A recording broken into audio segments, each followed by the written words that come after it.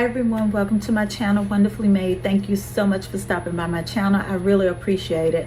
I just have a quick check-in with you guys today. Like many of you, I have decided to participate in the No Buy 2025 that is going around this year. Now, this is not my first time trying to accomplish a year-long no buy. In the past, they have always been unsuccessful. Okay, so this year my no buy, like in the past, has been to curtail my, how should I describe it, my useless spending, my frivolous spending, including and especially including makeup, beauty items, fragrances, brushes, that kind of thing, because my spending in the past on those items, which are certainly not a necessity by any means, has been astronomical. And so I've been attempting to get that under control for a couple of years now. Also, if you're participating in the No Buy 2025, comment down below, let me know what your rules are, and hey, let's support each other on this journey. Okay, let me know how you're doing with your no buy so far. So yes, if you're not subscribed, please consider doing so. It will be greatly appreciated. And if you are subscribed, thank you so much for your support. It is greatly appreciated. Now for the update. So for the month of January, I did great. I bought nothing, and believe me, there were some things that was pulling at my heartstrings. Okay, more than makeup itself, I love makeup brushes, especially those, you know, fude type brushes, which are handmade brushes from Japan. Anyway, I love a good luxury makeup brush. Wayne Goss came out with the new collection. Sonia G came out with a new set. The Lunar Year brush came out, and I didn't buy that. Hold on one second. Here's why I didn't buy it. And this might help some of you. Whenever I see something that I really want, I run to my collection. Do I have it already? Can I dupe it? Do I really need it?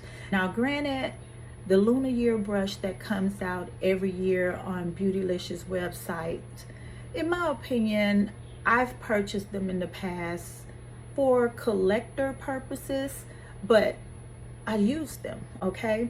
And this is how I was able to avoid buying it this year. These are all of my Lunar Year brushes. And you had the Year of the Rat. Last year you had the Year of the Dragon, the Year of the Ox. I mean, and the list goes on.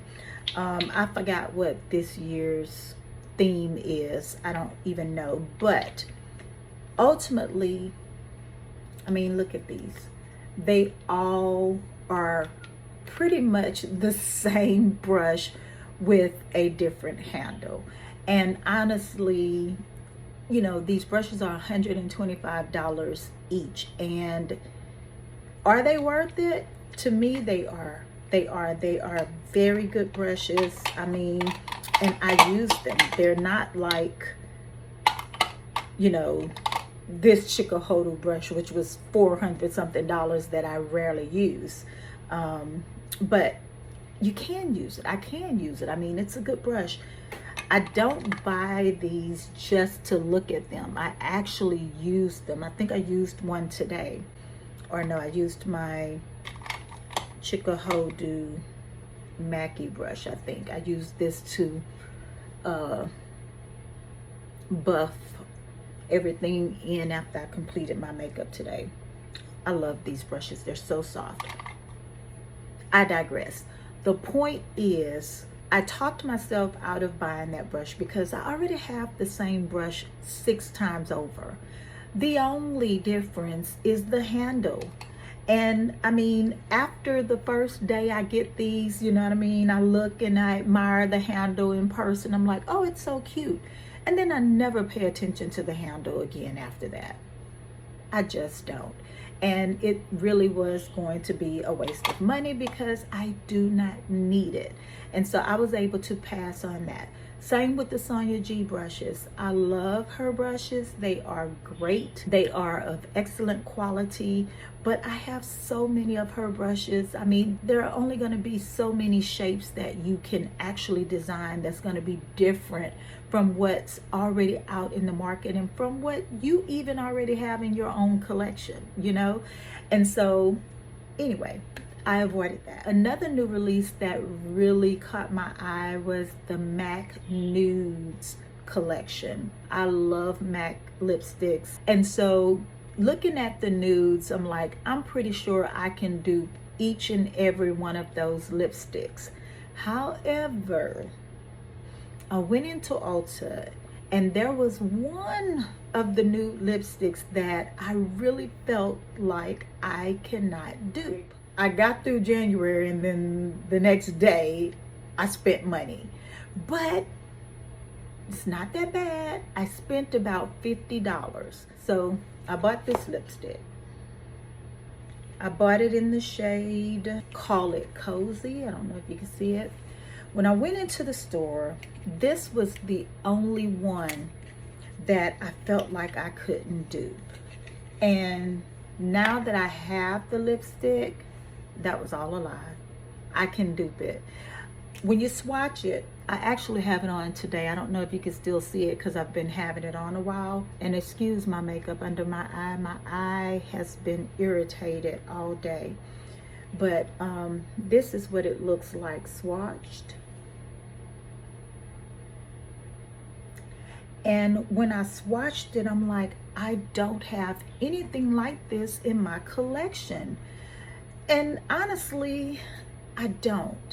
But not exactly this color. This is like a warm peachy nude shade.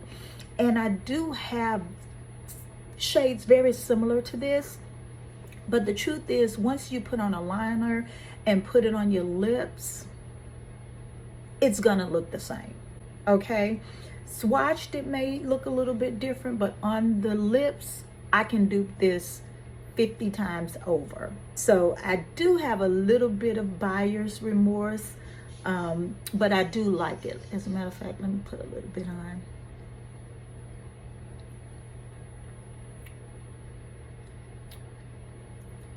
Hope it's on right because I don't have my glasses on, so I can't see. But this is how it looks on the lips. I love it. I love it. I mean, I really do like the lipstick. And this bullet, it seems like they've upgraded their little bullets. It seems a lot weightier than my older ones. And so it does seem like the bullet itself is of better quality than the older ones. But yeah, I do have a little bit of buyer's remorse because I really didn't need it after I put it on. I'm like, yeah, I could have duped this 1,000 times over. So that's that. The only other thing I purchased was from Bath and Body Works. If you're not familiar, Bath and Body Works has come out with their luxury collection. I bought the Seeing Rouge, which just came out, from Bath and Body Works. This scent is a dupe for Baccarat Rouge, and let me tell you, it definitely smells like Baccarat Rouge. And I did buy 2 of the body mists because it was on sale for $5.95. Yeah, it was on sale for $6. Its regular price $18.95. It was on sale for $5.95, so you can say $6, as well as the lotion. So I bought 2 of the body mists and 1 lotion. And here is my excuse for buying it. I own Baccarat Rouge, and as you can see, it is almost empty. I love Baccarat Rouge. Some people don't like it, but I really, really like it. And because it's almost empty, and because I'm on this no buy, I definitely will not be repurchasing this this year. This is definitely a staple. Now, my goal for fragrances is that I want to get my fragrances down to about 10 at any given time. I don't need more of them.